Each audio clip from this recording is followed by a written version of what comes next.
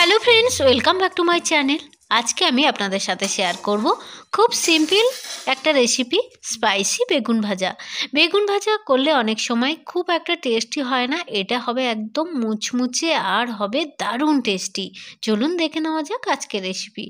একটা বড় সাইজের বেগুন নিয়েছি, কাঁটা বেগুন নিয়েছি, আপনারা যে কোনো বেগুন নিতে পারেন। ঠিক এইভাবে কিন্তু একটু মোটা সাইজের গোল গোল আকারের কেটে নিতে হবে।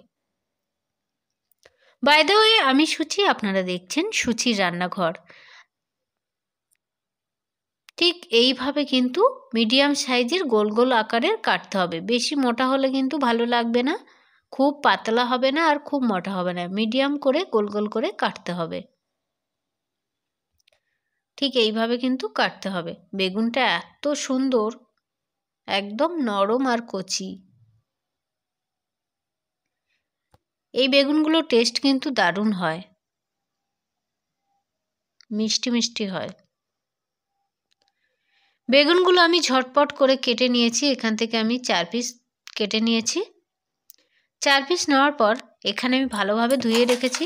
নিয়েছি হলুদ গুঁড়ো, দিয়েছি হাফ টিস্পুন, 1 টিস্পুনের মতো লঙ্কার গুঁড়ো দিয়ে দিলাম।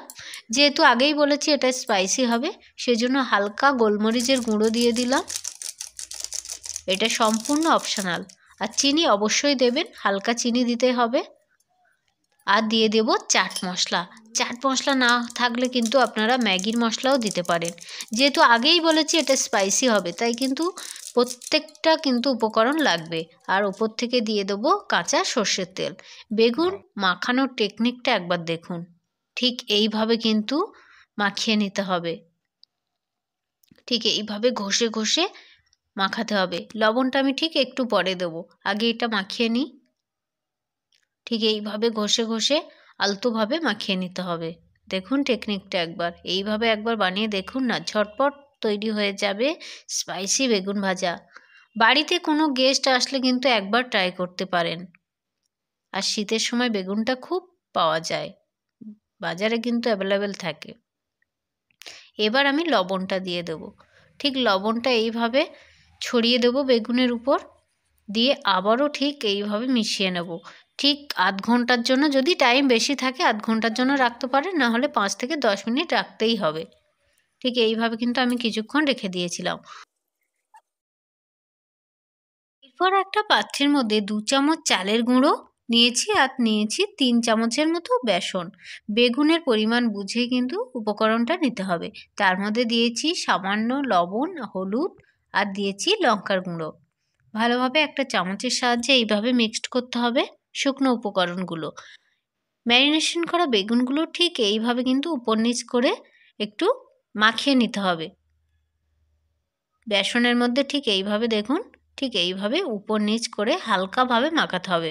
বেশি মোটা, পুরটা যেন বেশি মোটা না হয়, এইভাবে ঝেড়ে নিতে হবে হালকা হালকা। হালকা মাখালেই কিন্তু হবে, খুব একটা বেশি মোটা না করলেই হবে, না হলে তেলের মধ্যে গুঁড়োগুলো পড়বে।